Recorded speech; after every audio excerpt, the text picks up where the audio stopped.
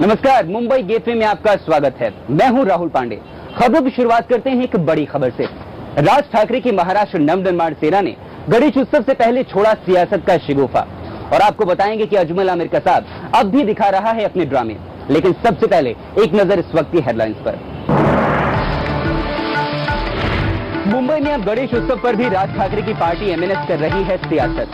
गणेश मंडलों में मराठी गाने बजाने का सुनाया फरमान। पाकिस्तान और इंग्लैंड के बीच मैच फिक्सिंग के खुलासे के बाद मुंबई के सट्टेबाजों पर संकट। डी कंपनी के गुर्गे 1,500 करोड़ की सट्टेबाजी पर मांग रहे हैं अपना हक। देश के सबसे बड़े गुनहगार अजमल आमिर कसाब के ड्रामे अब भी हैं जारी। कसाब ने जेल में अपने वकीलों को पहचानने से किया इनकार। और मुंबई में एक बार फिर हुई दिन दहाड़े एक बैंक में लूट। 5 चोर बोरीवली के एक बैंक से उड़ा ले गए 28 लाख रुपए का।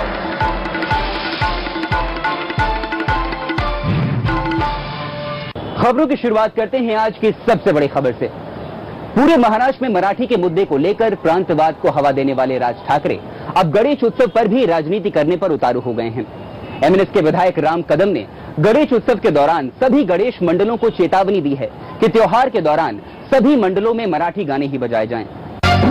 गणनायकाय गणदैवताय गणाध्यक्षाय धीमहि गुणशरीराय गुणमण्डिताय गुणेशानाय धीमहि गुणातीताय गुणाधीशाय गुणप्रविष्टाय धीमहि एकदन्ताय वक्रतुण्डाय गौरीतनयाय धीमहि।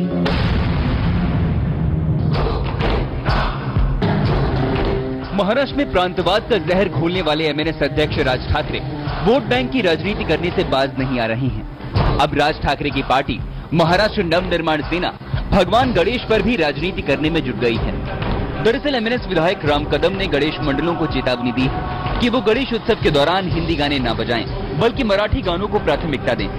आपको बता दें कि गणेश उत्सव 10 दिन का त्योहार होता है और इन दिनों कई गणेश पंडालों में भक्तों का मनोरंजन करने के लिए हिंदी, मराठी और दूसरी भाषाओं में गाने बजाए जाते हैं। लेकिन अब एमएनएस ने भक्तों की भावनाओं से खिलवाड़ करते हुए भगवान गणेश को भी मराठी की सीमाओं में बांधने की कोशिश की है। आइए आपको सुनाते हैं कि आखिर राम कदम ने क्या कहा।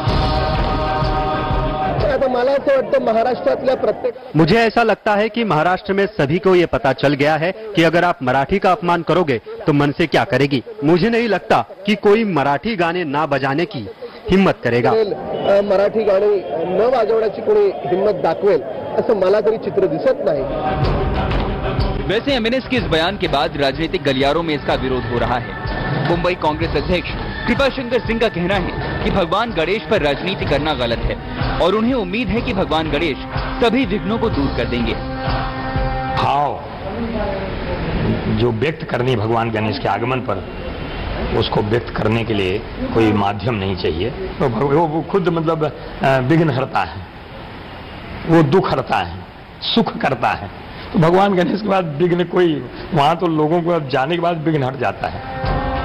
वैसे राज ठाकरे की पार्टी महाराष्ट्र नवनिर्माण सेना का ये फरमान लोगों को रास नहीं आ रहा है, क्योंकि भगवान गणेश सभी भक्तों के आराध्य देवता हैं। जो किसी भाषा या प्रांत को नहीं मानते, उनके दरबार में जो मत्था टेकता है वो उन्हें आशीर्वाद देते हैं। लेकिन अफसोस तो इस बात का है कि राजनीतिक पार्टियां अपने हितों और वोट बैंक के लिए भगवान को भी नहीं छोड़ती।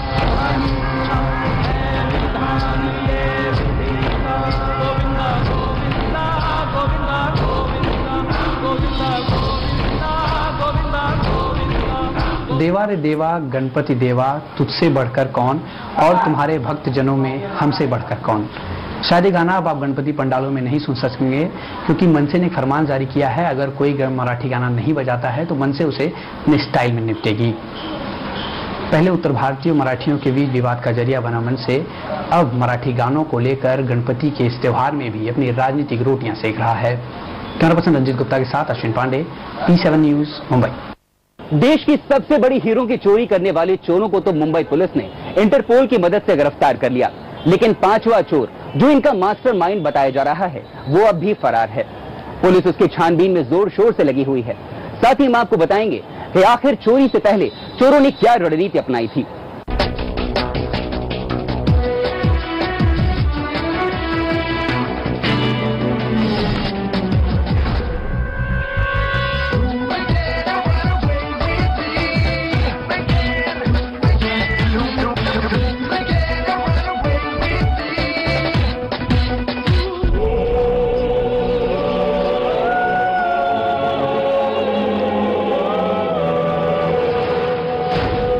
मुंबई के गोरेगांव में 23 अगस्त को हुई देश की सबसे बड़ी हीरों की चोरी के मामले में पुलिस को भले ही दुबई से 4 चोरों को पकड़ने में कामयाबी मिल गई हो और उनके पास से हीरे भी बरामद कर लिए गए हों, लेकिन अब भी मुंबई पुलिस को उस मास्टरमाइंड की तलाश है जो इन चारों का बॉस बताया जा रहा है। आज हम आपको बताने जा रहे हैं कि किस तरह इन चोरों ने पूरी साजिश को अंजाम दिया और आखिर क्या मॉडस ऑपरेंडी अपनाई।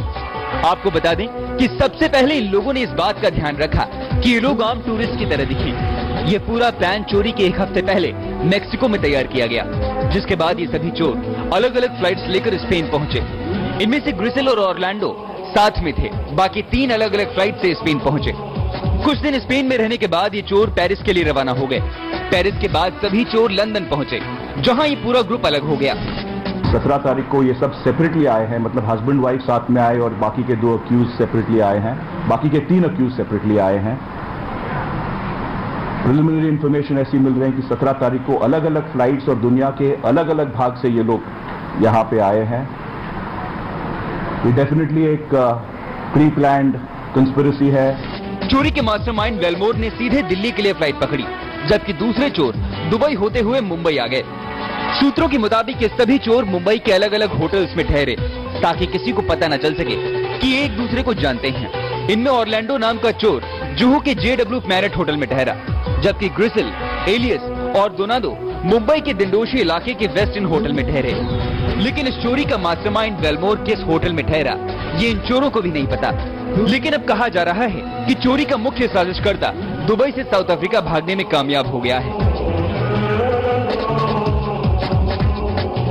He was traveling up to Dubai, but then from Dubai, he has not gone to the original destination of these people, which was Hamburg, but he has gone to some other destination. वैसे अब ये mastermind कहाँ है, इसकी तलाश में Mumbai police जुट गई है और इंटरपोल की मदद भी ले रही है। लेकिन 6.5 करोड़ के हीरो की चोरी के इस वारदात ने पूरी मुंबई को जरूर दहला दिया।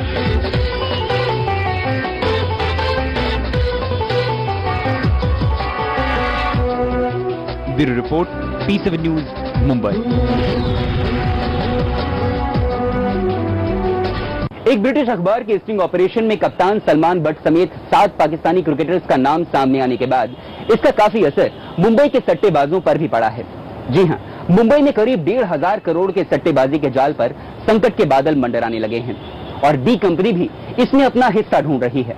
देखिए हमारी यह खास रिपोर्ट।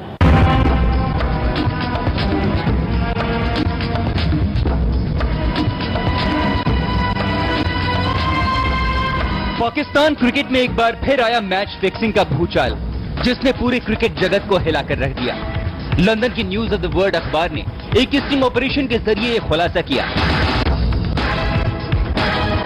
वीडियो में दिख रहे इस बुकी ने भी माना है कि उसने पाकिस्तानी खिलाड़ियों के साथ पूरे 1.5 लाख पाउंड की फिक्सिंग की, जिसमें 7 पाकिस्तानी खिलाड़ियों का नाम सामने आया है। लेकिन इसका बड़ा असर मुंबई में सट्टेबाजों के गिरोह पर भी पड़ा है। मुंबई के सट्टेबाजों को डर है डी कंपनी का, जो उन्हें पैसे देने के लिए उन पर दबाव बना सकती है। दरअसल लॉर्ड्स में खेले जाने वाले चौथे और आखिरी मैच में सट्टेबाजों ने 1,500 करोड़ रुपए लगा रखे हैं। लेकिन इस खबर के बाहर आने के बाद दाऊद गैंग के गुर्गे उन सट्टेबाजों पर दबाव बना सकते हैं, क्योंकि कहा जा रहा है कि दाऊद के लोगों के बीच और पाकिस्तानी एसोसिएट्स के बीच नेक्सस होने की वजह से वो मुंबई के सट्टेबाजों पर दबाव बना रही थी। सूत्रों की माने तो पिछले दशक में भी डी कंपनी के लोग आमतौर पर सट्टेबाजी में लगे पैसे को उनको सौंपने के लिए दबाव बनाया करते थे। वैसे कुछ सट्टेबाजों का मानना है कि ब्रिटिश अखबार के खुलासे के बाद मुंबई के सट्टेबाजी के जाल में मिला जुला असर देखने को मिलेगा।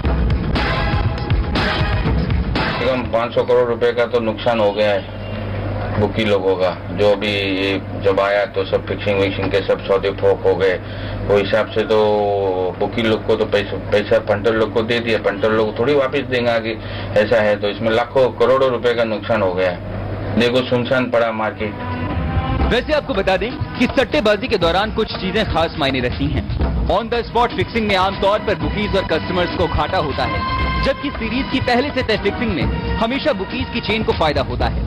लेकिन इस खुलासे के बाद ठीक उल्टा हो रहा है और डी कंपनी भी इसमें अपना मुनाफा ढूंढने लगी है। बाद में एक ही ओवर में 3-4 विकेट गिर जाते हैं फिक्स होने के बाद और वो मैच उल्टा हो जाता है, तो इसमें बुकी लोगों को करोड़ों की इनकम हो जाती है और पंटर लोग सब बेचारे पट जाते हैं। बहरहाल मैच फिक्सिंग के इस खेल में डी कंपनी को फायदा हो या फिर सट्टेबाजों को नुकसान, लेकिन इस बीच फिक्सिंग के सबसे बड़े कांड ने एक बार फिर क्रिकेट को दागदार बना दिया है।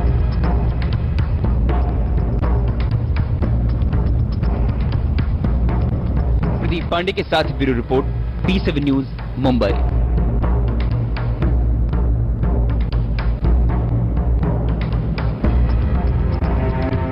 फिलहाल वक्त हो चला एक छोटे से ब्रेक का। ब्रेक के बाद आपको बताएंगे कि अजमल आमिर का साथ एक बार फिर दिखा रहा है अपने ड्रामे।